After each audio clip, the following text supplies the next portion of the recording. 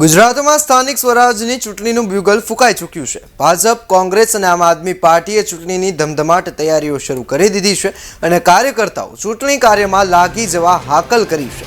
આગામી સ્થાનિક સ્વરાજની ચૂંટણીમાં એનસીપી અજીત પવાર જૂથ સ્થાનિક સ્વરાજની ચૂંટણી એકલા હાથે લડશે।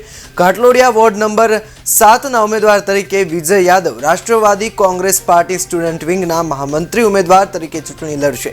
આ ઉપરાંત 11 લોકોની કમિટી બનાવવામાં આવી છે।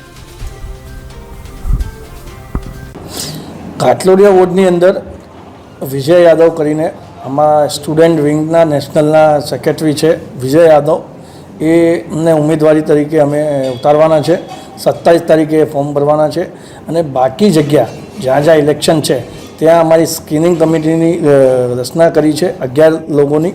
એ 11 લોકો પહેલાં અમારા જે કાર્યકર્તાઓ છે, જે ઉમેદવારો છે એમને મળશે, એમનો બાયોડેટા લેશે, પછી એના પછી નક્કી કરીશું કે કોને ટિકિટ આપવાની અને કેવી રીતે આપવાની। ખાસ કરીને કયા મુદ્દાને ધ્યાનમાં લઈને સ્થાનિક સ્વરાજની ચૂંટણીમાં લોકો સુધી મેઇન મુદ્દો અમારો એવું છે કે યુથ, ગુજરાતનો જે યુથ ગેરમાર્ગે જઈ રહ્યો છે।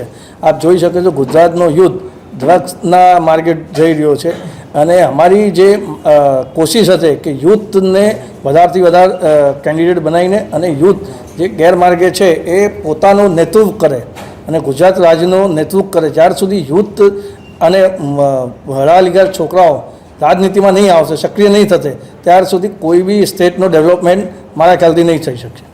શું ભાજપ સાથે ગઠબંધનમાં જોડાવાનો છો? નહીં, અમે અત્યારે કોઈની સાથે ગઠબંધનમાં નથી। સ્થાનિક ચૂંટણી અમે બધા એકલા હાથે લડવાના છે।